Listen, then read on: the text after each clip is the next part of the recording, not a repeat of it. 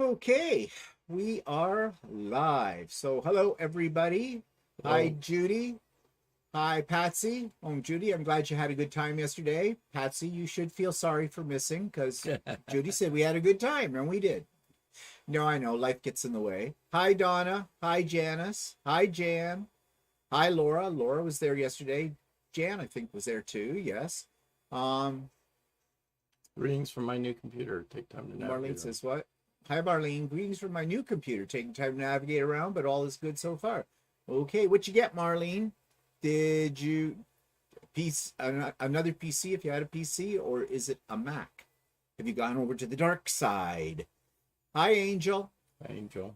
You haven't heard any news about your Mac yet, have you? No, but it's not supposed to come. They gave me a spread between next Wednesday and the Wednesday after that. So, hi, Jeannie. Jeannie was there yesterday too. Yes, we all had a good time. We'll talk a little bit more about that in a bit. Hi, Eddie. Eddie was there as well. Hello, Eddie? Jeannie? Angel? Can you read? Yes, I can read. I'm surprised. Absolutely surprised. Shocked even. Glenn is here. Hi, Glenna. We're just giving everybody a couple of seconds here to get in, and then we'll get started with, I don't really know what we're talking about today. It's a mishmash. I just had a brainstorm about it because we haven't had anything significant happen in the last week, have we? Not really, other than we had that class where you had... Yeah, well, I got that on here to talk about that. No, I can't say that we had any major things happening last week. It's kind of the same old, except for the pop-up sew and crafting day. Hi, March. I'm glad you had a good time. An iMac 24, different than a PC. Yes. Well, I'm waiting for my Mac to arrive as well, so I'm joining the ranks of the Darksiders here for all of that. Jan enjoyed yesterday very much too. That's great. I'm glad everybody had a good time that were able to come yesterday. And those of you that didn't come, well, you missed out. Too bad for you. It sucks to be you. Or something like that. Okay. So I'm sure other people may be joining us shortly and whatever. So let's talk about it. So I said to Walter, are you going to show your shirts? You know, the short sleeve ones he's making. He says, I just have the buttons on. I haven't hemmed them yet. So you're not going to see any of Walter's shirts today. Maybe next week, maybe not. But I've already showed them those ones. Yeah, I know. Because that was before I put the buttons on. Yeah, that's true. But I finished putting the buttons on yesterday, and actually, when I was looking at this shirt, I bought this shirt. I noticed I had some lines on it, and I use a chalk marking pen by what's the name of that company? Bohm. Yeah, Bohm. Or Bowden, or I don't know. No, it's not Bowden. Okay. Yeah, and it I always liked using it, and then I noticed that on this shirt I've got some lines that go down, which is my marking lines, and they haven't come out. So be careful if you use that when you're marking stuff. I like the pen, so I'm careful when I'm marking stuff that I don't get to, because it's like it took the color out of the shirt. Well, that's kind of weird if it's supposed to be chalk. Yeah, I know. So there must be an additive in the chalk or something that acts almost like it actually bleach. Gives you a little bit of a line. Yeah, I see that. Well, that's not good. That's not good. That's not good. So yeah, so the one we're talking about is called Boehm, Boehm, and they've been around for quite a while. I've got one that I can't tell which one color I used. I used the pink a lot, and I used the white a lot, and most of the time it comes out. But I noticed on this shirt, it's not like it's come out. There's a line that goes down my shirt, and it looks like the spot where I marked it for the buttons, and it's like it took the dye out. So be careful. So be careful if you're using that brand of marking pen, and it's supposed to be chalk, but there must be something else in it. Angel says, now that I went over to working daylight hours, it's making it harder to join a live pop-up. Oh, that's true. I guess you must work on weekends then, Angel, because that's when I do the pop-ups. Pop-ups are on Saturdays because that's for the people who work daytime hours and can't make the craft and chat. So that's why I established the pop-up. Hi, Joan, and hi, Shirley. Shirley says, hey, Stephen Walter, and everyone chat. I enjoyed the pop-up. It was great. Hope I'll be able to join it again. Well, I hope you can too, Shirley. Yeah, I got a lot done yesterday, and it was just nice talking to everybody, and I learned a few things. Eddie suggested that to check out Julia, so I did, Eddie. We watched, I think, the first 3 episodes of it so far, and yeah, it's quite good. That actress that plays Julia Childs looks, well, they've got her made up to look like her, and she sounds like her too, so yeah, it's pretty good. Steve, you should interview the lady from Norway. She was really interesting. That's an idea. Rebecca was her name. I'm not sure what her last name was, but yeah, maybe. Keep that in mind. Angel works a 4 days 1 week and 3 days second weekend schedule. It's weird. Yeah. How are those green peppers coming along in price there? She doesn't Angel? do green peppers. Oh, that's right. She does red peppers. Oh, it's red peppers. Yeah. Whatever. So yeah, but Walter's been working on some other things as well. Hi, Sherry. You're working on something else. Yeah, I'm working on cutting out a pattern for there's a class I'm taking May 3rd, May 3rd, 4th, and 5th. And I was cutting out the pattern for it to be prepared for it. And I cut out some basic fabric for it. I want to try and sew it together this week for, what do you call it?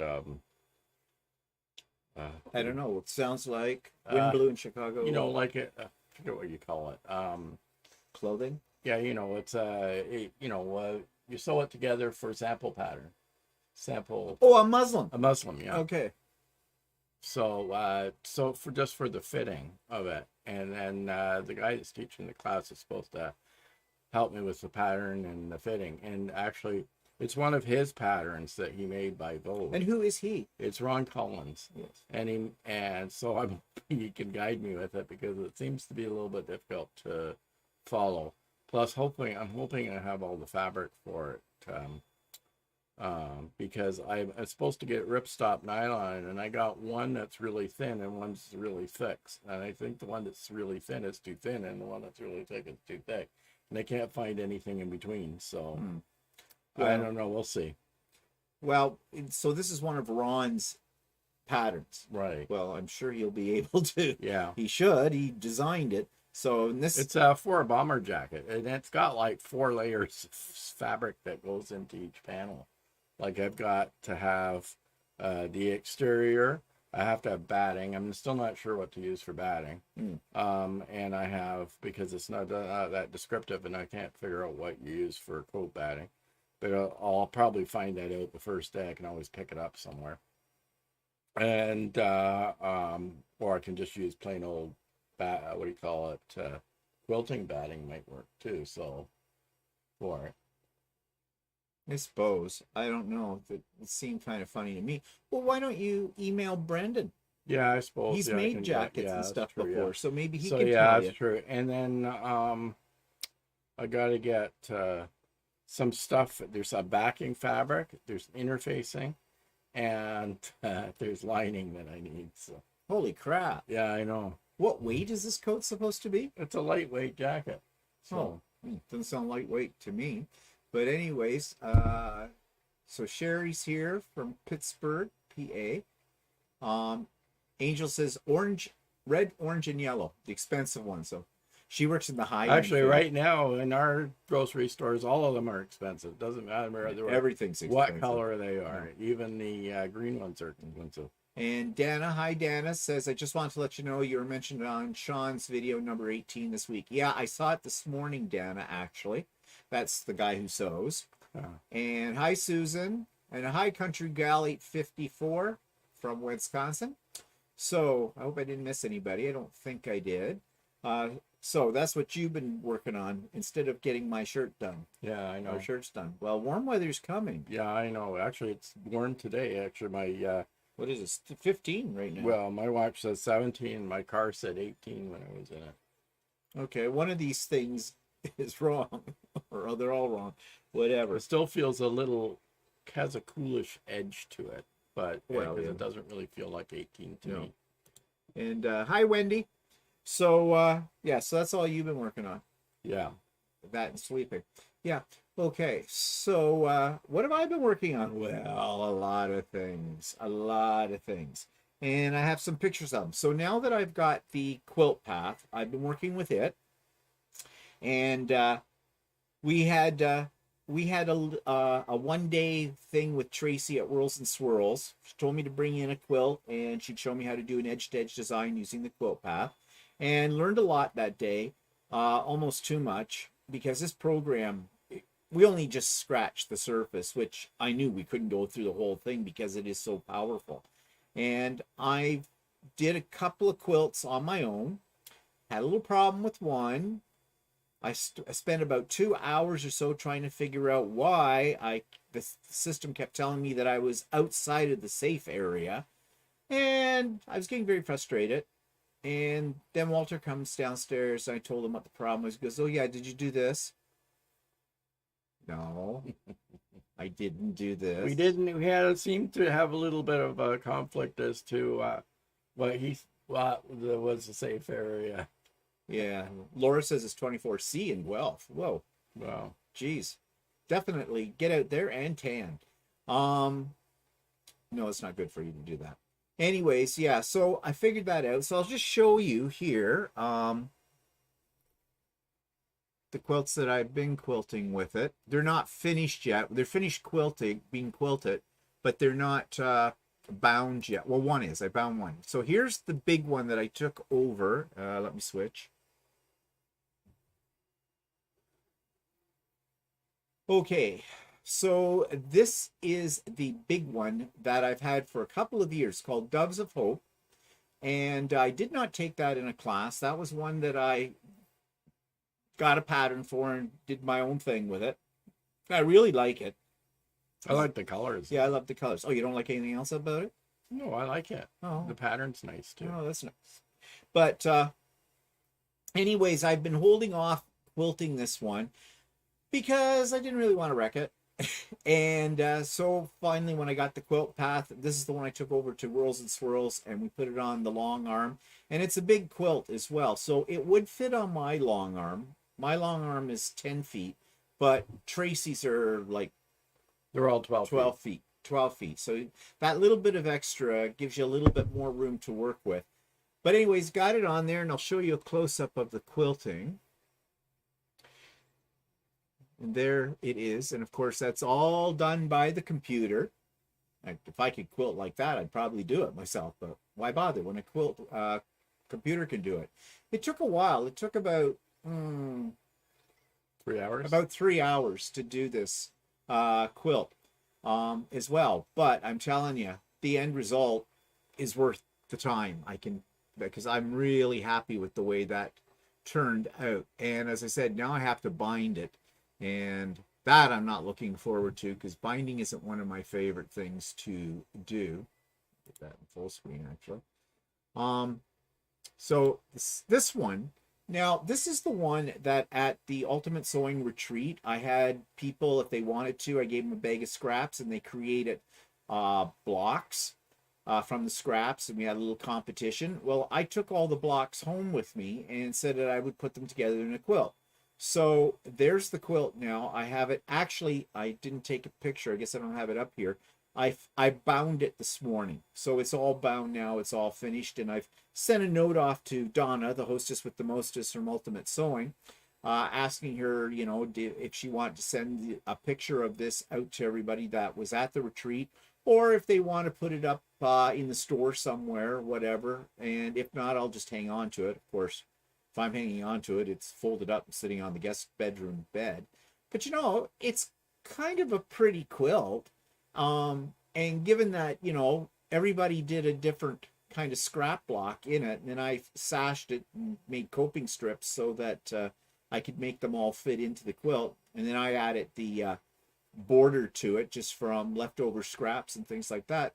But here's the quilting I did on it, and I did this with the machine. Now, this one had a little problem, which you won't notice because I got rid of the problem. But what happened was, just as I got to the last row, to the bottom of the quilt, to quilt it, I realized I was about to run out of backing fabric. And that's not good. And there is a way, Tracy actually has a video on her YouTube channel that shows you what to do if that happens to you. It's kind of involved though. You really don't want to run out of backing fabric, but somehow I did, only by about 2 inches at the bottom. Now I had well, you can see it. There's this blue border right here was bigger. It was about 3.5 inches, and I'm really glad I had that big, because in order to compensate for the fact that I had run out of backing fabric, I had to cut down that outer border to the size you see right now. And with the binding on it, it almost looks like I've got a flanged binding. But it works. And it is just a scrap quilt anyways. But I learned something about the program at that point. I thought I was being clever. I thought, okay, I will do something called an eclipse. Essentially what an eclipse is you determine an area on your quilt, and if you want quilting in that area, then it'll just go in that area. Or if you only want quilting outside of that area and you don't want it quilted in that area, for example, I guess if you had like an applique, you could avoid, going over top of the applique or the embroidery or something like that with this program. Well, I got near the bottom and I'm thinking to myself, well, I don't have enough room. I physically did not have room to complete the entire pattern down there. Even in spite of the fact that I was running out of backing fabric, it would have actually hit the leader if I had done this, the canvas that it was attached to. So I thought, well, I'll use the eclipse. Well, I did, but I screwed up, because if you notice, there seems to be a line that runs across here, and there seems to be a line that's running along here at the bottom. Yeah, those aren't supposed to be there.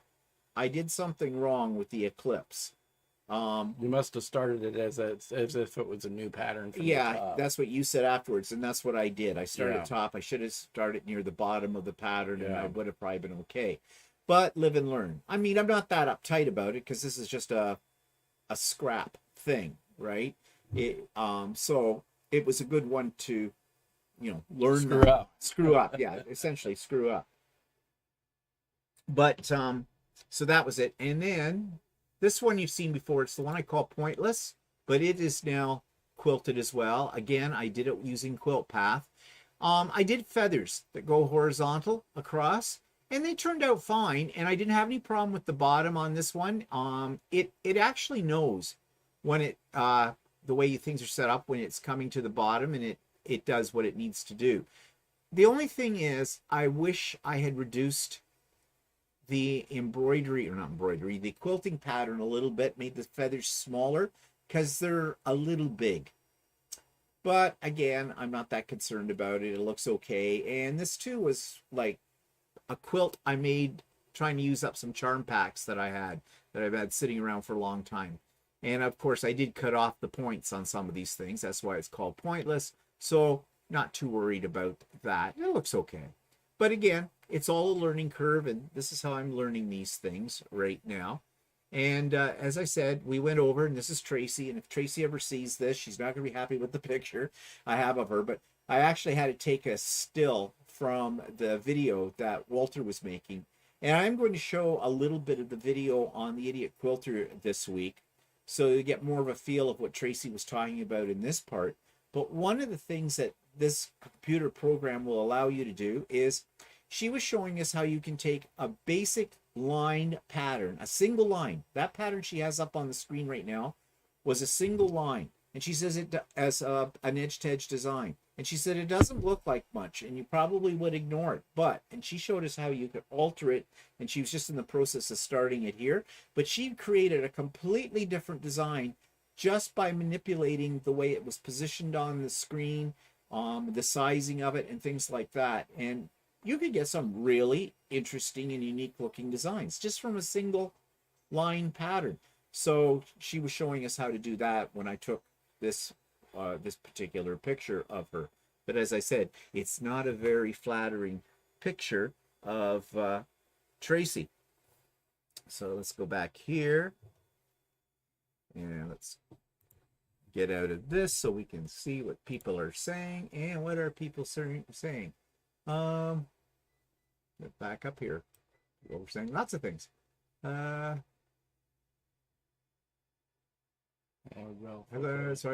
love that quilt. In Absolutely Florida, gorgeous. it's 86. That's good.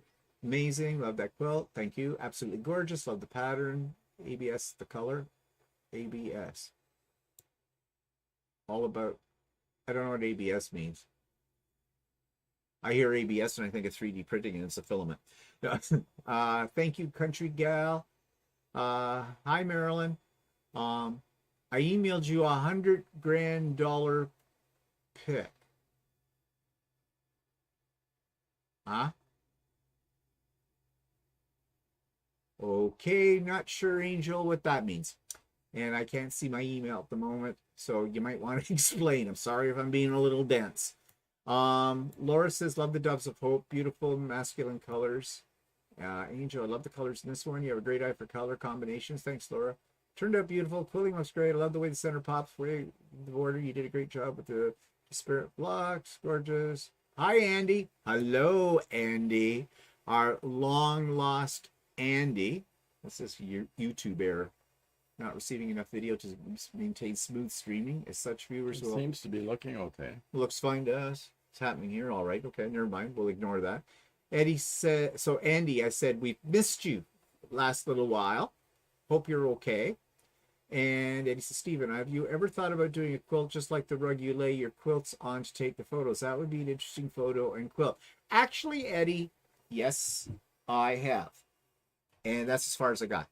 I actually started once way back, quite a while ago now. I started drawing out a diagram of that. But other things got in the way. But yeah, it would be an interesting quilt. Laura says, when it comes time to quilt the piece, what process do you go through to decide what pattern you use? Is it based on the overall look of the quilt, or does it not matter in the end what you choose? Well, you know, actually, first of all, it's easy to answer your last question. In my opinion, it doesn't matter that much. Because once you quilt it, you could use almost anything and it's going to look good, I think. However, there are people that would debate that with me. Some people choose quilting patterns according to theme. Like, for example, if you're doing a children's quilt, a baby quilt, you might want to put things that are related to babies, you know, little animal characters, or little duckies. Like there's one pattern on the quilt path that's, you can have a row of duckies if you want on there. I don't get so hung up on that. But one thing, somebody told me this, I don't know where I heard it, but when I first got into quilting, they said if you have a design, if your piecing is very angular or square, very linear, then use something that has more curves in it as your quilting design. And vice versa. If you've got a lot of curves in your quilt, use things that are more linear. And I do kind of take that in consideration when I pick a pattern. But mostly I just look at them and think, well, this might look pretty. Let's try that. I love feathers. And so that's why I did the feathers. I wanted to see how they would look on that quilt. But yeah, I really don't have a formula for picking a quilting design. It's now sort of what grabs you. Yeah, the other thing though to take into consideration, which I didn't do when I did the feathers one, is if you have a quilt that's really, really busy in your piecing, you might want to do a quilting pattern that's a little more open so it doesn't, you know, compete with your piecing, and vice versa. If you've got something that's fairly simple, like that one that I put the feathers on, that was very geometric. There was a lot of negative space. There was a lot of white space in it. I should have done denser quilting in that as well. And if you are afraid that your quilt might come apart, you might want to do a pattern that's a little bit finer, a little more dense, because basically that's what the quilting is for. It's to hold your 3 layers together. But overall, I think it's just whatever grabs you at the time. There's really no, I don't think there's any kind of set rules for it. Andy says, I was once lost, but now I'm found. Okay, let's break into Amazing Grace, shall we? Angel says, damn autofill, I sent you a pic of some pretty peppers. Oh, okay. Mike, hi Mike. Is that Guinness Spirit? Yeah, mine is. Walter's is Kilkenny. Yeah.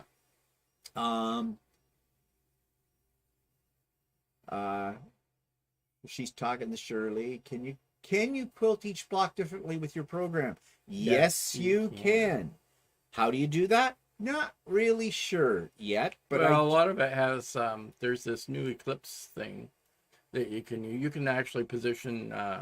You know, there's patterns that are designed for blocks, like a round feathered thing or something like that, and you can position it. I think I watched the video where you just pick the points. You pick the points where you want to quilt into. Where your blocks, where your quilting's supposed to go, and it fits it into that spot, and then you can just quilt it, and you can do each block separately.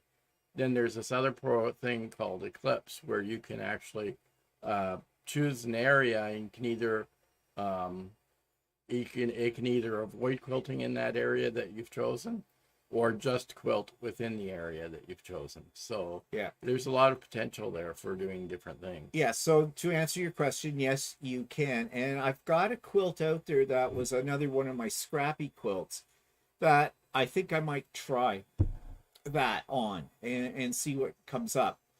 Because again, that's a quilt I'm not really concerned about if I make a mistake, because it was just made from scraps. So yeah, I'm going to give that a try. There is a whole lot you can do. You can also change the quilting for your borders as well. You can program it in to do your borders different from the rest of the quilt, all that kind of stuff. And there is a facility for recording something unique. If you want to do your own design, like create your own design. And what I gather, I don't know exactly how this works, but I think what happens is you put it into a certain mode and you go ahead and manually take control of the long arm, and you do free motion or whatever pattern you want, and as you're doing it, it is recording it, and then it will convert that to a block pattern, or you can even make it into a pantograph, a continuous line pattern, you know, for an edge-to-edge design. These are all higher level things right now that I have to work my way up to. Yeah, right now he's just working on doing edge-to-edge pantographed style. Yeah, I'm trying to perfect the just to get the hang of using the computer, and then as time goes on, I'm sure you might get into a spot where you might have a quilt where you would like to do specialized blocks or something like that. Yeah. So yes, so you know, you can customize basically. You can make the machine do what quilters who do free motion would do. Only you're using the machine. So yeah, there's a whole lot of different things and potential here. This program is very verbose, or robust. That's the word I want. Very robust. And I've been watching different videos. I found a couple of really good instructional YouTube channels on this stuff. They're not specifically for the one I have, but they're close enough that I can figure it out with mine. And I'm reading things and whatnot. So I am trying to educate myself. I'll tell you this, I know more about that program today than I knew this time last week from it. And it's playing with it. Mike says, new here, I'm wondering why do you quilt? Because it's fun. I like to quilt. Well, Mike, that is a really good question, and somewhat complex, but to put it in a nutshell, I've always been a creator. I love to make things, and I was a paper crafter for many years, and I started out creating things when I was a kid. I mean, when I was a teenager, I was manufacturing, I was playing with candles, I was making candles and everything, I even tried to sell a few of them door to door. And actually, my father, I had a name for my candles. I called them occasional candles. I was probably 13, 14 years old, and I went from door to door and took orders. Didn't make a lot of money. My father said the reason he had called it occasional candles is because occasionally they blew up. I had one. One candle I made blew up. And when I first started making candles, it's a little off topic, but actually it leads up to why I quilt. I had seen a book, How to Make Candles from Household Items. And they were using empty food cans. And you would grease the food can with vegetable oil, and then you'd melt down paraffin wax. I don't even know if you can get paraffin wax anymore. The kind of thing they used to use. My mother used to use paraffin wax at one time, I remember, to seal jars of, jam or something like that, back before, they had the sealer jars that had the little rubber ring in them and everything. I guess you used to put hot wax over the top of it or something like that. And so that was the wax I was using. Well, I was experimenting with whipping wax. You got a hand beater, the type with the crank on them. And as the wax cooled a little bit, you whipped it, made one hell of a mess. And most of the time you burned yourself because you're splattering hot wax all over everything. My mother was not pleased with me about these things because my mother didn't like a mess. And, well, I made a lot of mess. But I made this one candle in a can with vegetable oil, and it came out, and I made it look like an ice cream sundae. I had whipped this wax on the top. I even put a little wax cherry that I formed in it. I think that's when I learned that really you've got to let the wax cool a little bit before you try to put it in your hand and mold things. Maybe why I don't have any hair on the back of my hands anymore. And it looked cool, but it had never been burned. Well, the next door neighbor saw it. She just had to have it. And I said, sure. I was making all kinds of, here, you can have that one. Well, I don't know what happened exactly. My theory is I was using vegetable oil, and I must have when wax cools, it'll sometimes collapse in on itself a little bit in the center, and you'll get an air pocket. And I think I used too much vegetable oil, and I think some of the vegetable oil got trapped in the air pocket and then sealed in the rest of the wax. And as she was burning the candle and the candle burned down, it hit that part and it ignited the vegetable oil and it blew its top quite well because it went to the ceiling. She had it sitting on top of her television set and it stuck wax onto her ceiling in her living room. Well, it didn't cost her anything. It was freebie, so, I didn't have to give her back her money. So anyways, leading up, I made candles. Then I tried silk screening and I did macrame. And then I learned to knit for a bit, not well. And crochet. My grandmother taught me how to crochet.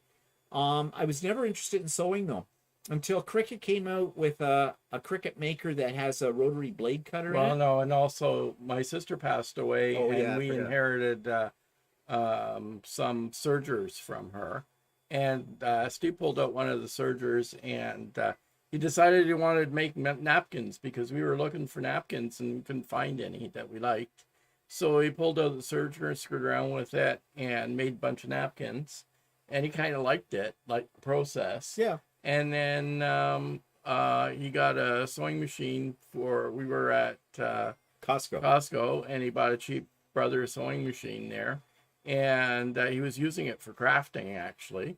And then I bought the Cricut maker because it had a rotary cutter blade on it because you could cut fabric with it. I'd already owned Cricut makers before, the die cutting machines. So this one, I didn't get it exclusively for fabric, but I thought this was an added dimension because I was also making journals and things, and I was covering the journals. And I thought the sewing machine and the Cricut maker and that kind of thing would make interesting covers. And then they had a pattern for a simple wall hanging, so I made that, and well, it went from there. I started to discover there were such thing as quilt stores and fabric, and I fell in love with fabric, and I got a kit, and I went from there, and I took some classes, bought better sewing machines, and then I got Walter involved in it, and he didn't like the quilting part, even though he made a couple of things, and they still need to be quilted. And then he decided he wanted to do garment sewing, and so he got into that. And then he bought more machines, and yeah, It's sort of one thing. It's sort of like a hobby. It's something to do. A lot of people when they retire, like we're both retired. A lot of people when they retire, die. Don't know what to do with themselves, so they just they rot, right? Yeah. And this thing has kept us busy and interested in things like that. Well, the other reason I got into quilting too is because quilting is very, very creative. It's not just following a pattern. It's what you can do. And I do follow patterns, but I also like to go out on my own, customize things. Sometimes those customizations are by accident. They're called mistakes, but we call them customizations. And it keeps your mind going because there are so many possibilities. And so that's why now I have a long arm machine and a computer for it. I mean, it's become an expensive hobby. This one, yeah, very expensive hobby. All hobbies are expensive though. You can't cheap out on a hobby. You really can't. Any hobby. Scrapbooking was expensive when I got into that. And, actually, stained glass is pretty cheap. Yeah. And then Walter did stained glass too. Yeah, for a while. For a while and everything. And so we try lots of things. I am into 3D printing as well, Mike. And why do I 3D print? Because I can. Because it's fun. What do I make? All kinds of little doodads that are absolutely useless. Actually, I'm going to talk about that today too a little bit.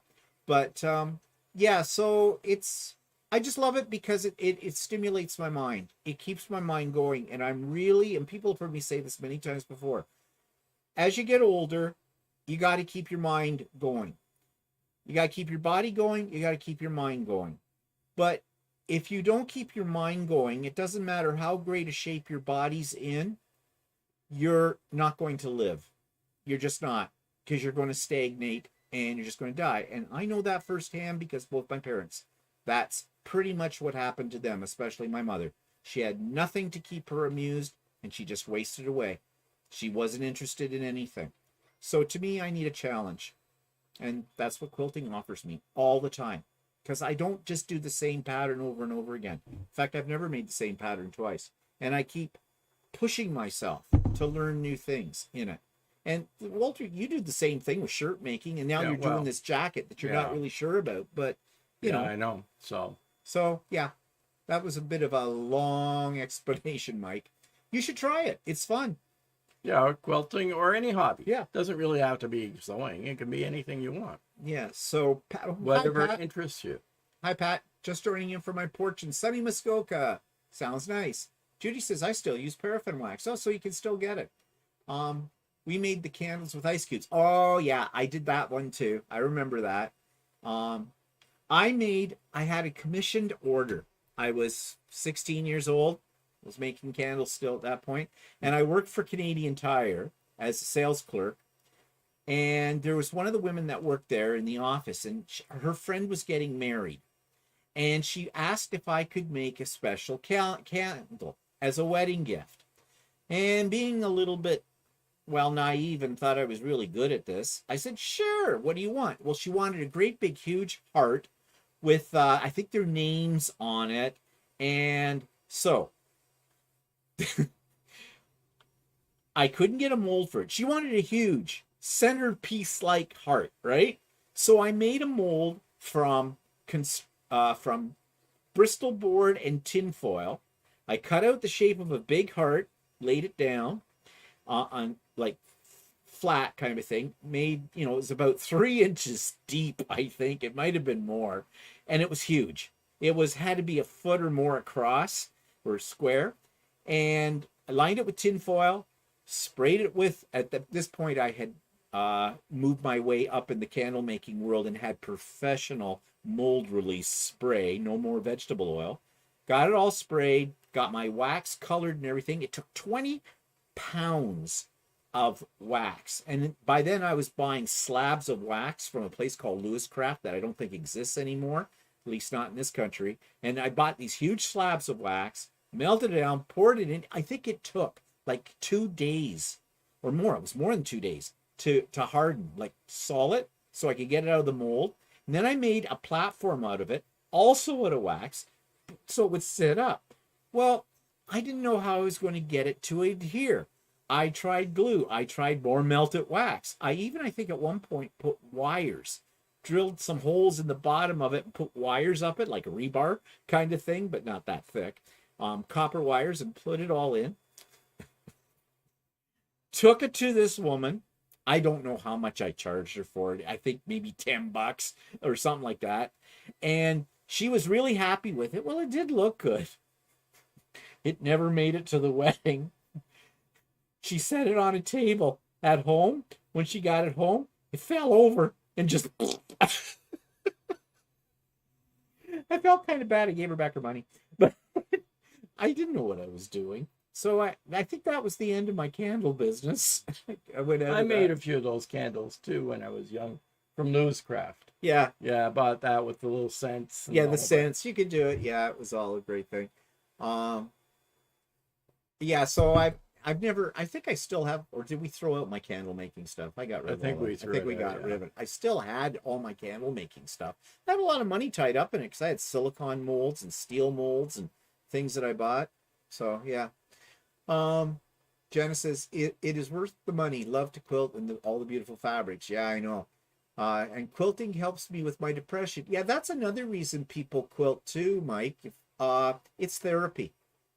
You know, especially during COVID, a lot of people turned to quilting. A lot of people ended up doing a lot of sewing. Yeah. During quilting, people that hadn't sewn for years and years and years suddenly found themselves stuck at home and pulled out their sewing machines and started doing some sewing, like making masks and other things. So yeah, sewing machine sales, according to Shirley down at Ultimate Sewing, she sold a lot of sewing machines during COVID because people got into it then because, you know, we were stuck at home, couldn't go anywhere. And so people decided to try their hands. People did different things. Like I mean, a lot of people did a lot more baking. Yeah. Everybody had sourdough bread. And so a lot of people just ended up doing a bunch of sewing. So yeah, it's kind of interesting. And I guess it's the other thing is it seems weird, but there like a lot of these hobbies, some of these hobbies where they tend to be geared towards women or whatever, but more and more men are jumping into the bandwagon, not just for sewing, but for knitting and for other crafts that were traditionally done by women, but are now men are getting a little bit less intimidated by doing them. So yeah, we're taking it over.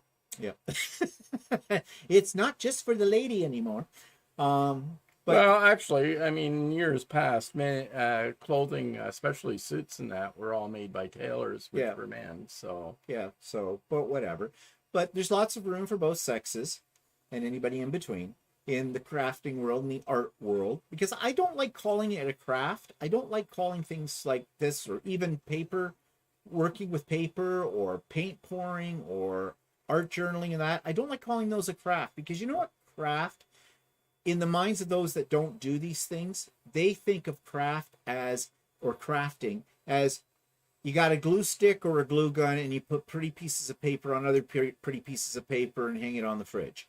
No, that's what a kindergarten kid does. What quilters and sewers and anybody who's a maker, a creator, it's art. It may not be the kind of art we learned about in school or people have degrees in, but it is still art. Because to be artful is to be creative. So that's the way I like to look at it. Country Gal says, I do quilting or sewing for something to do, and for me it's relaxing. It's my happy place. And you know, lots of people talk about that. And yesterday I did one of my pop-up sewing and crafting days. I used to call it pop-up sewing, but I was corrected on that, and rightly so, that because I have it open to anybody. It doesn't have to be just quilters or sewers. If you do paper crafts or anything, sorry, I use paper. If you do paper art or anything like that, you're welcome to it. And yeah, it was very relaxing yesterday. I find it that way too. I got some stuff done, but we chit chat. I learned things. You know, everybody learns from everybody else, and it's all very informal, very relaxed, no drama. So yeah, So those of you that didn't make it yesterday for a pop-up sew day, I'm going to have another one probably in May. I was just talking to Walter, since he's got a class on May the 7th, which is a Saturday. I might do a pop-up sew day that day. No promises. I have to wait and see. I'm a busy person. I have things to do. Yeah, but I do love doing them though. So let's see what Eddie says. Oh wow, I see you hit 6,000 subscribers. Ooh, I knew I was close, but that must have just turned over. I looked at it earlier this morning. I think I was at 5,960 something. So wow, that's great. But people, I'm only seeing 15 likes. Come on, people. Let's get those likes up there. Let's go, go, go. It's that Country Gal says, around to it says she's in her happy place. Yeah. As well. That's Joan Shirley. said, I made candles in the 70s and remember making sand molded ones. Oh, yes, the sand ones. Yeah. I don't think I ever did those, but I know what you're talking about. Yeah, it was the 70s when I was making candles too. It was right along with the macrame period as well. I made a lot of macrame hangers. And Country Gal likes to cross stitch. My sister does that. Are you an angry person? Well, I'm going to do some cross stitching. Okay, wait, no. Yeah, my sister does it as well. I tried it once, couldn't get into it. I just find it very difficult to. Yeah, I tried hand embroidery and got halfway through the project, and I'm not doing this anymore. Oh, Kathy's here. Hi, Kathy. And Janice is here. My uncle was a great quilter and cross stitcher, Kathy says. That was back in the 70s and 80s. My aunt still has a quilting hoop. Yeah, well, you want to know something. Men did do this, a lot of this stuff, but we were closeted because I wanted to learn how to knit. And that was a brief period of that because I sucked at it. But my grandmother had taught me how to crochet when I was much younger. And I used to crochet all the time, but you didn't admit to it to other ones because, you know, boys will be boys. They were being like very macho. You know, oh yeah, real men don't quilt. Or real men don't sew. Real men don't knit or crochet. I mean, there's lots of men that sew industrial items like boat seats and tarps and things like that for boats, and which are industrial sewing. It's not fine sewing like shirts and quilts, but it is sewing. Yeah, that's true. Janice says that would be great. My birthday's the 8th of May. We can have a party. We can have a party. So Janice, I hear you're turning 29 again. Country Gal, I would love to join in on your pop-up sew days. Well, you are more than welcome to, Country Gal. And what I do is I usually don't know I'm doing a pop-up sew day until 24 hours before, and that's when I put up a little notice on YouTube with a Zoom link to it. But I am starting a pop-up sew day, sew and crafting day mailing list, email list. So if you'd like to be on that list, in my show notes you will find my email address.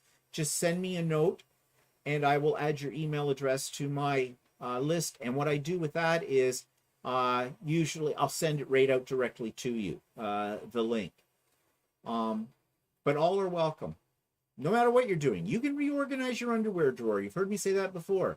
If you're one of those kind of people that like to keep your undies in alphabetical order. If you just want to get on and socialize with other people. And we do have people that do that. And the other thing is that you can pick up ideas from other people. And people we talk about, they talk about all kinds of different things about sewing or sewing related or even crafting related things. And there's crossovers sometimes when somebody shows something that's a craft or something like that, whatever they're working on, somebody may be able to use something like that into theirs, that idea as part of their sewing or something. So. Well, it is a great source, I find, of inspiration. When you see what other people are working on and you get talking about these things and learn new techniques, like I forget who it was yesterday. It might have been Jan, I'm not sure, who told me about flange binding. And I found that kind of interesting, and I'm going to try it. I looked up some YouTube videos about it too, and so I mean, I'd sort of heard about flange binding, but I wasn't really sure what it was, but it got it explained to me, and now I went, yeah, well, that's kind of cool. Laura says, I agree 1000% with you, Stephen. We are artists. I refuse to call myself a crafter. I use professional grade items, and quilting is a true art, it really is. Yes, it is, Laura. I absolutely agree with you. Have a love. Hi, have a love. I started quilting at the beginning of COVID. I'm now on my 9th quilt. It's addicting. Yes, it is addicting. Oh, hi, Veronica. I think country gal said no, probably means it about cross stitching. Are you angry? Oh, yeah. No, I know it was a joke. Laura says, I knew this burly, gruff old army vet when I was a kid, and he made the prettiest petite point pieces. They were gorgeous. Yeah, you know, you just have to get out of that. And I think in this day and age, you know, I don't think there's. I think it's beginning to change a bit. People have to be comfortable with who they are and just do it. Yeah. Veronica says, I just bought the M7 because of you. I love it. Well, I'm glad you love it. Don't blame me if it breaks down. Oh, yeah, it was Judy. That's right. Judy, you told me about me. Flange is easy. Yeah, I was watching, I watched a Jenny Doan, one from Missouri Star Quilt, a video she had about doing it, and I saw one on So Very Easy, and there was another one I watched, and I forget what it was, but it was Donna Jordan at Jordan Fabrics too. So yeah, now I just have to try it. Patsy just finished a memory quilt and did a flange binding on it. Yeah, the flange binding is really nice. March says, love flange binding and using my Accuquilt to cut my strips. Well, yeah, that's the best. And Judy says, maybe I will paint in May. Yeah, Judy, because those pieces you showed us are really, really nice. I wish I could do that. Shirley says, you will never know if you like it if you don't try. That's true. That is absolutely true. But speaking of the Accuquilt, I ordered more dies. So the dies that Walter bought for me, this 12-inch and the 6-inch cube, came last week. And so then I ordered the 9-inch and the 4-inch cube. Plus, I ordered another strip die from Quilter Quilting to do 5.5-inch strips. And I ordered a Drunkard's Path die, because on the Quilter's Way in a few weeks it's going to be all about sewing curves, and I have done curves before, but I haven't done them in a while, and they can be tricky. So I decided, and we're going to put together a simple Drunkard's Path design. So I thought, do I really want to use templates to cut out those quarter circles and everything? No, Accuquilt has a die for that, so that's what I'm using. I'm into that Accuquilt system a lot. Laura says, Concord and Ninth Paper Company has come out this month with cover plate dies that replicate quilts. You can make quilt pattern greeting cards with them. Huh. That's kind of interesting. Yeah, Concord and Ninth, I know who they are. They are not... at one point in time, they were not easy to get their products here in Canada, but I think that has changed.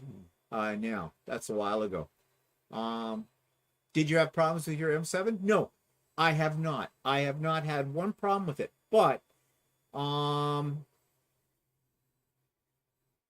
Judy, was it you or who was it? There was somebody yesterday on the pop-up day who has had a lot of problems with their M7.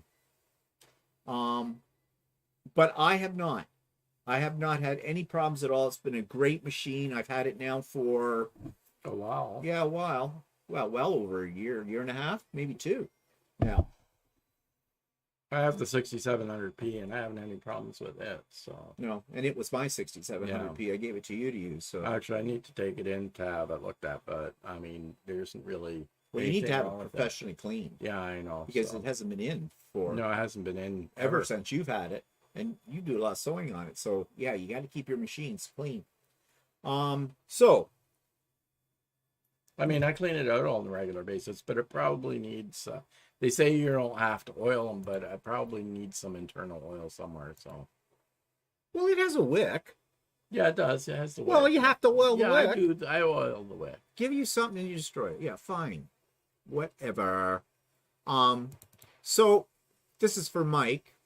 Another hobby I already talked about, Mike, is 3D printing. I have 3 3D printers. Don't ask me why. And this is what I've been making lately. Now, not the things on the shelf. Those are all things that I make on the 3D printer. Like I said, some of them are practical because I turned some things into pin cushions.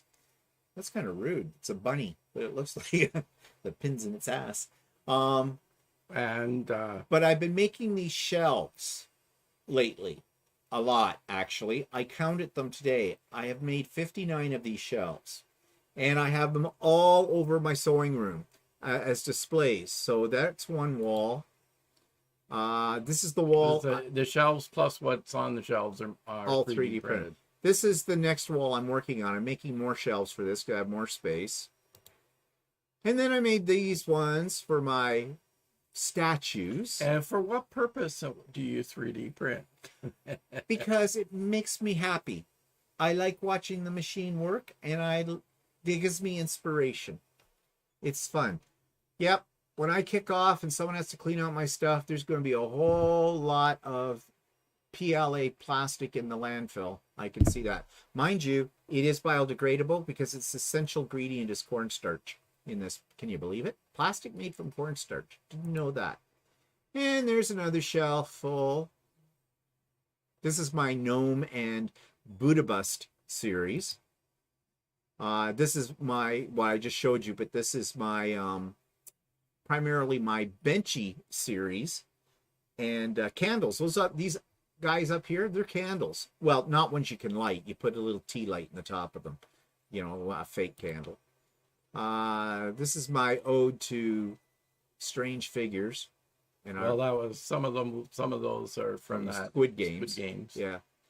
And Mickey Mouse is over here. So you see, I have a lot of walls covered in these things. And again, why? Because I can. And because basically I'm a little kid inside. So anyways, that's what another thing that keeps me amused. Adam So's is on here. He says, I'd love a 3D printer, but it's a rabbit hole I'm scared of. Oh, yes, Adam. And glad to see you here, Adam.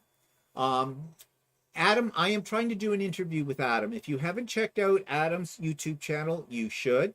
Adam is a quilter, but he also does garment sewing as well. And he's over in England. So nice to see you, Adam. And let me know when you want to do the interview, when you've got things, you can get things arranged for that, because I want to interview you, as you know.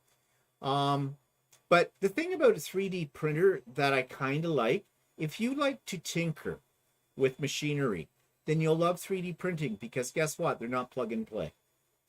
And there is a learning curve. But I can take one of these suckers now and I can break it right down and rebuild it. When I first got it, that was not the situation I was in. When I first got it, I wanted to throw it out the window because I wasn't getting things to work at all properly on it. So there is a learning curve and a lot of experimentation. Some prints do not work, period. They just, on my printers, I have Ender 3s, which is a great printer to start with. Well, you have two Ender 3 version 2s. And one Ender 3 original. One Ender 3 original. Yeah. And Eddie, stop chatting up Adam. He's mine this time for the interview. Now, I know what you're trying to do, Eddie. You're trying to steal all my interviews. Yeah. Okay. So anyways, what was I saying? Oh yeah, about the 3D printers. I've made some sewing things from the 3D printers. I've made ruler racks. I tried to make a thread stand for me, but the pegs kept breaking off. Yeah, but I have learned since too, there is a certain thing you need to do to make them a little stronger as well. But yeah, it is a rabbit hole. I can tell you that, but it's fun. It is fun. It can be frustrating too, but if you don't get too hung up on it, like, you want absolute perfection the first time. If you want that, don't get into it because you'll throw it out the window. It won't happen. That's how I got the third printer. A friend of mine, her son got into 3D printing. He hated the printer. He couldn't get it to level. You have to do something called bed leveling and stuff. So he decided to buy a totally different one. and he's happy with that one. And he said to me, "Do you want it?" I said, "I'll buy it from you." And he says, "No, I'll give it to you." And so when I got it, I thought, well, why was he having trouble? Well, it wasn't put together completely right. So I fixed all of that up and I fine-tuned it and whatnot. It's working as we speak right now, in behind me. There's 3 of them going right now, right behind me. There they are. That's my print mill. All 3 of them are making more of those hexagon shelves. And his has been working ever since. In fact, I told him I fixed it. I said there wasn't really anything that wrong with it. I said, I got it all fixed up. You can have it back if you want it. He says, nope, you keep it. So that's how I ended up with a 3rd printer. So yeah, it's fun. So Eddie says, so Stephen and Walter, 10,000 subs, do we get merch? I'll take the first Stephen and Walter bobbleheads. Hey, I wonder if I could make those on a 3D printer. Yeah, I can't do our heads. I don't know enough about AutoCAD that's basically the type of programs you use to design things. But there's all kinds of freebies online that people make and they share them with everybody else, like thousands upon thousands, tens of thousands. And says, I'll let you know this week, starting new job tomorrow, so we'll find out my schedule. I'm not sure I'd cope with 3D printing. I can see it invoking rage. And well, look, I've seen what you can create on a sewing machine. You'd cope. You'd do okay on that. Not a problem. Okay. So that kind of leads me into interviews. I was talking to Adam about that, but I have 2 interviews coming up. They've both been done. First interview is with somebody that's on here today. Around to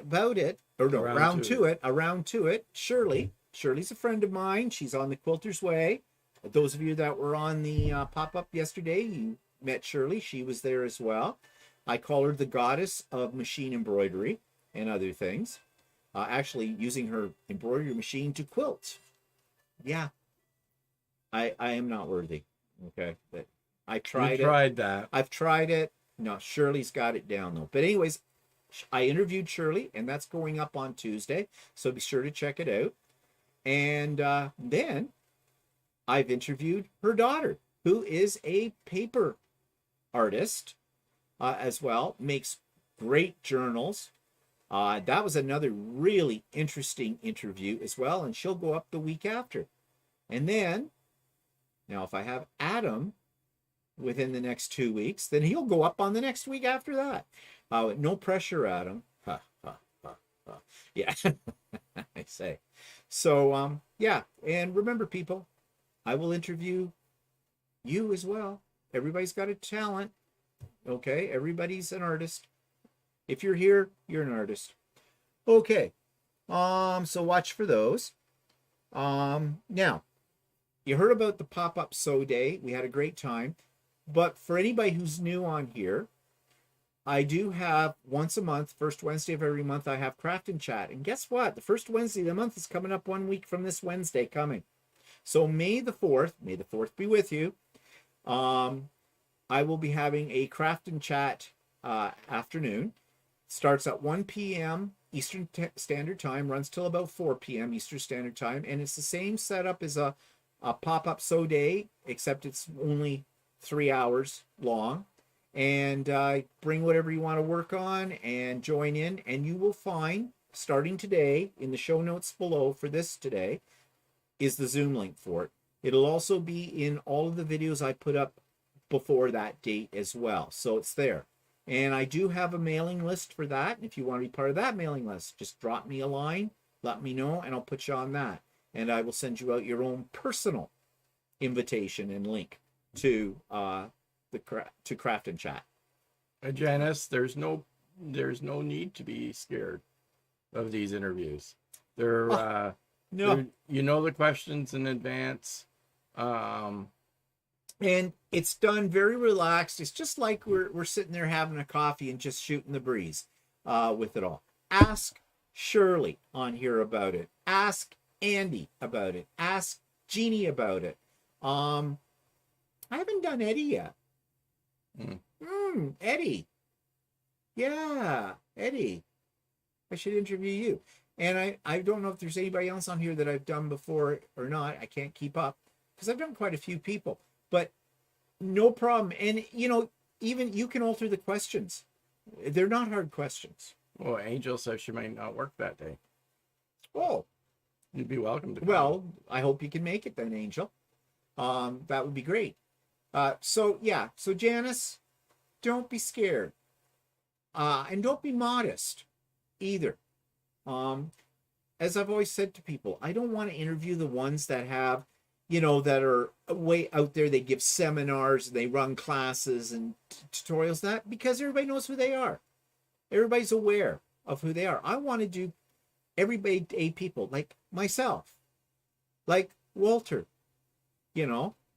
It would be What? May 4th. Stephanie Stitches. Hi, Stephanie. Can you say the day and time for that again? Okay, for the pop-up sew day, I haven't determined it yet. It may be May the 7th. I'm not sure. I'll only know that 24 hours before. So watch this space for a pop-up notification 24 hours before about that. The Craft and Chat, though, is always on the first Wednesday of every month. So May's Craft and Chat will be May the 4th. May the 4th be with you.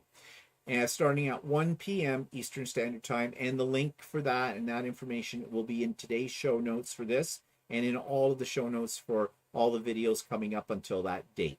So that there's lots of information there for you to find out. We'll see if I missed anybody. Oh, Country Gal, ask Shirley all about that. Exchange email addresses, because Shirley, you need to do That's around to it, right? Yeah, around to it. Shirley, you should really put up, I don't think you have one, I could be wrong. I don't remember seeing one. You should really do a whole video series on how to do that, because you've got it down pat. Adam says, I've watched a few this week and they are great interviews and find out lots of interesting things about people. Yeah, and they're painless. Jeannie says, Janice, the interviews are fun. I suggested a change of question. No problem. I'm just an ordinary quilter, started 6 years ago. Yeah. And yeah, I want to customize the questions to suit your comfort level. I don't ask anything shocking, okay, or anything like that. But, you know, if you've got suggestions or if there's a question you don't want to answer, or then you don't have to change to a different type of question, just send it back and say, yeah, just tell me. Yeah. And basically I do it on the fly. I don't edit them unless there's something came up and you decided right at that moment, no, cut, I don't want that in there. Then of course I would. But to date, I've not had to do that with any of the interviews. It's just been very friendly, and everybody's told me afterwards they felt really relaxed and felt good about it. And that's also part of my sub agenda here, is to make sure you feel comfortable and that you come off well in it, and you will. So as I said, we just started watching. Eddie suggested this, and it's on HBO, but we don't get HBO, so I'm not going to tell you how I get these. Yeah, that's just my little secret. But we started watching Julia. It's about Julia Child, and so far we really like it. Yeah, we've watched the first 3 episodes. Yeah, so you might want to check it out if you get HBO or have other means. Nudge, nudge, wink, wink. Say no more about that for getting that kind of thing. So one thing that I did want to talk about, but just a second here. Love the interviews. It's very encouraging to see the things they're working on. Thank you, Country Gal. Yeah, Sean was great.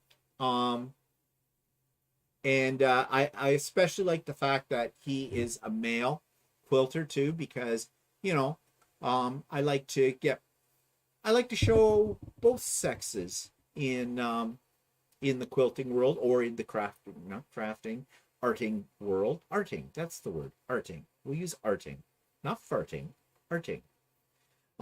So little tip here. We've kind of touched on this before, but beware of what you buy on Amazon, at least who you buy it from. You know that Amazon has a lot of third-party sellers. Now, some things Amazon actually stands behind, they sell. They'll put their name with it. Other ones, they don't. And Amazon, I think, does a fairly good job of screening who their sellers are. But lately, we've been finding that a lot of less than quality Products are products are coming up on YouTube. And here's my case in point. I have a Kobo reader, which is the same as a Kindle, only it's kind of the Canadian version, Kobo. And I've had, actually, this is my third one. I've had them since they first came out. I love it. I use it every day, my Kobo reader. But because I use it every day, my cover for it is wearing out, like getting really bad, really tattered and whatnot. So I want to get a new cover for it.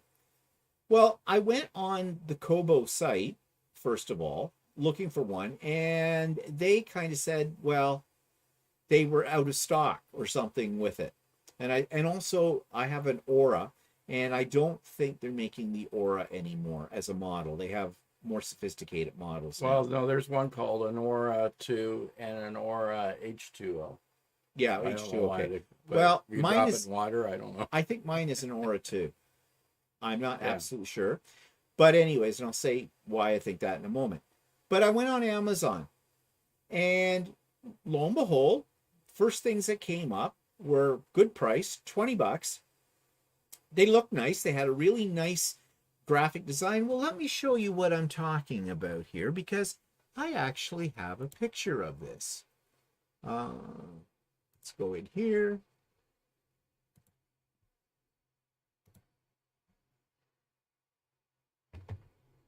So this is the one that I ordered. It's by a company called KW Mobile. Case compatible with Kobo Aura Edition 1. And it has a description, and it's got this really neat little graphic on it. I kind of like that. They had other ones, but I like this one. You see here, they list them. Some, like Dandelion Love is $19.99 for some reason. And then this one, Elephant Sketch, is $23.99. But I ordered this one, Cosmic Nature. Now you take a look at this. It's stitched, which suggests to me that this is made with oops. I don't want to go there. Oh yeah, I forgot about your picture. This isn't live. It looks like it's a fabric covering. It had a magnetic closure, and it was supposedly works with the sleep feature on your Kobo, which means like when you close the cover, it puts the reader to sleep, and it keeps your spots where you are. It bookmarks it. So when you open it back up, you go right to the page you left off on. Great, wonderful. That's exactly how my original one worked.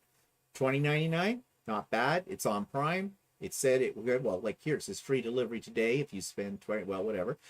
So I ordered it, and I got it the next day. Biggest, cheapest piece of shit you could imagine. First of all, there is no fabric on it, no leather. It is cheap, thin plastic. And that image that's on it is a sticker, basically. The hinge on that holds the back and the front covers together is a cheap piece of thin plastic, almost a vinyl, which you know after you've opened it and closed it several times, it's going to start to crack and rip and break away. I was pissed. Plus, it wouldn't fit. I looked to see what edition of Aura I had, and I was pretty sure I had an edition 1. I'm thinking now I might actually have an edition 2. So that might have been my fault on that case. But nevertheless, forget about the fact it didn't fit. It was just how cheaply made it is. Now, I should have thought about this because I'm paying $20 for it, $21 for it. If I bought an original Kobo one, they were around $36, but I couldn't get one because it said it was out of stock. Now I wanted it now. It didn't say when it would be back in stock, so who knows? So, yeah. So it's going back. I wrote to the company. In fact, it came in a package with a QR code on it that if you use your camera to scan it, it went right to their website for feedback. So I did that, and I wrote. I said, it doesn't fit my e-reader, my Kobo e-reader. It's made out of very thin plastic. I was expecting from your picture a fabric stitched case. It's very cheaply made. It looks like it's just going to fall apart. I am not happy with this. They wrote back to me and said, just go through Amazon for a refund. Okay, so I did. I went through Amazon. So Amazon is supposed to refund it to me once I send it back to them. And I have to send it by Pure later, and they give you, go here. They have a label you print out. So I've printed it out. It doesn't cost me anything to send it back to them. I've sent things back to Amazon before, not often, but I have on a few occasions.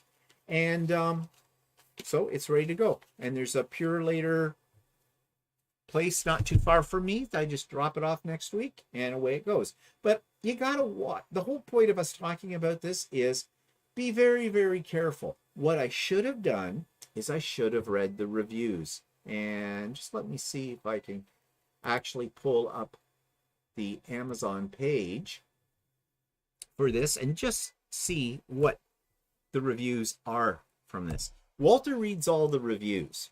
Well, one thing you got to be careful of is fake reviews.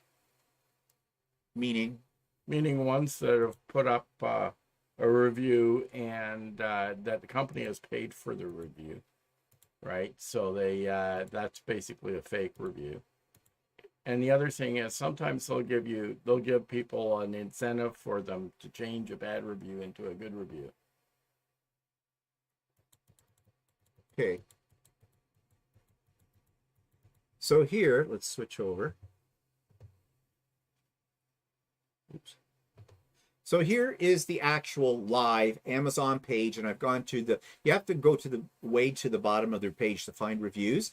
So up here they have their star ratings. Well, 68% of the people who have reviewed it, and this is of 424 ratings people gave, so 4.2 out of 5 is the average. So really 68% 5-star review is not that great. And your next highest is a 1-star review, and then 4-star at 11. So let's just see what people said. That's French. It's French. We're not reading that one. I love this cover. It's the second time I've purchased it. I needed to replace it because the magnets came out of it, so when closed it was not turning off. Mind you, it did last for years. Tried a different one, but could not stand it up like this one can. Okay. That doesn't really sound like a real This review. isn't a real review. Okay. Because there's a contradiction. So yeah, the magnets came out. All right, that's not good quality. Smaller size for this kind of case. The old case I had with this e-reader was much larger. The new case is great. It fits into my purse very easily. It turns off the sleep mode automatically and turns back on when you open it. Okay, here's the other thing. I don't think this one would have shut off my Kobo. I didn't get a chance to try that though, but because of the way it was set up, I don't think it would. Great, cute cover. Not super thick and is comfortable to hold. It won't offer any real damage protection from eye drops. Yeah, for sure. But it did protect it a few times. I had dropped my Kobo from lower height. Okay, so these are ones that are all give. Okay, there's a 2-star. I bought 2 of these cases, one for my grandmother, one for myself. Both cases look lovely, but have one flaw. The plastic breaks where the magnets sit in the clasp. Okay, the other one setters fell out. The magnet fell out of mine after 3 months of use, and plastic broke off after about 5 months of use. But the plastic broke much earlier on my grandmother's case. It's flexible, but not great quality. Yeah, okay. Make sure your cover fits the correct e-reader. I can only state that the item Kobo cover looked really nice. However, I had to return it as my husband ordered me a new Kobo, discovered not fit it. I don't know about these. There's one in Spanish. Spanish again. Spanish again. I don't know. If anything, if I'd read through those like I just read now, I think a red flag would have gone up, and I think I would have thought twice about ordering it. So I guess buyer beware. Read the reviews, but also realize some reviews are fake. I was actually paid to write a review for a product I bought a year or so ago, a camera, like an indoor security type camera. It was kind of a cheap little thing, and I'm using them and I love them. But if I gave them a 5-star rating and wrote them a review, they gave me back my money. Well, actually, I was very happy with it, so I did write a review for it, and I got why didn't money you back. say though the one part of it didn't work properly? Like it, Oh, yeah, and I wrote to them about that, and they've supposedly actually, I figured out what was going on with that. I needed to have fingernails like a woman to get the thing in. But what I'm saying is, some companies will actually pay you to write a review, a 5-star review. So, I don't think that makes it a reliable review then if you're being paid for it. What? I want to see the comments. Why do you want to see the comments? Oh, I see what you're talking about. Okay, never mind. There you go. So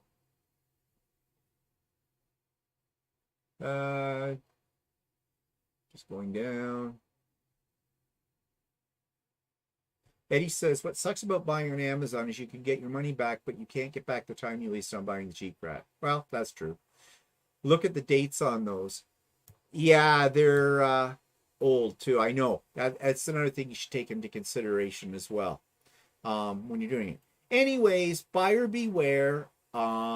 This is my experience. Usually, I don't have any problems with Amazon, and I will get my money back for this. And I now have since gone to back onto Kobo, and guess what? I found a cover that I think is going to work fine, and I'm paying the $36 for it, but that's okay. I mean, I've had that other one for a long time, and I use my e-reader all the time, so I don't mind spending the money. The only reason I went to Amazon is I figured it was faster. That was it. And I liked that cover. I thought that looked really cool and whatnot, but it was not what they pictured. So, yeah, you got to watch for those kind of things. Okay. Well, anything else you want to bring up? No, not really. You're sure? Yeah. Nothing? What are we doing this week? What are we doing this week? Well, I have to go to the dentist. Yeah. Walter's having a little problem with one tooth. The dentist will love you. He'll try to talk you into getting something one expensive. of those ones they bolt into your jaw or something. Yeah. And then that, and I have to work on a couple of things before I go to that class. And we have to go I got to see about getting my snow tires taken off. So. Yeah, and we have to go to Quilting to pick up my Accuquilt dies, and we have to go to Whirls and Swirls to get my back. Yeah, so we got a busy week. And we should go to Costco. I'm getting a low on printer paper. Okay. I need to stock up on that. Actually, though, I thought we stocked up not too long ago. Yeah, I thought so too. Where did we put it? I don't know. Must be on my shelf. I'll look later. Well, I've been going through a lot of paper lately, so I don't know. But anyways, our life. Isn't it exciting? Yay! And I got to do spring cleanup around the house too. Oh, it's coming towards the end of the month. It means I got to clean the house. So, yep. So that is our life. How thrilling and exciting. I am going to make another Idiot Quilter Presents a demonstration with probably with the Accuquilt and also with the quilt path. And maybe I'll do a video, show you my experiments with doing, individual blocks like we were talking about earlier. So stay tuned for those things if I get around to those or whatever. So, okay, I guess that's it for today. Mm-hmm. So thanks, everybody. Thanks for the likes. I'll just give you a few seconds before we log off here to, put in a few likes if you haven't done it yet. I'm waiting. Yeah, take your time. Have a good week, Angel. Yeah, Angel, have a good week. Yeah, we haven't decided what we're having for dinner yet either. So, anyways, okay. So everybody have a good week. My son did some spring cleaning outside this weekend. Yeah, can he come to our house? Yeah. Oh well, I don't do it, so it's Walter. Yep. Have a good week, Patsy. Okay, guys, we're off here. Have a good one, and we'll see you soon.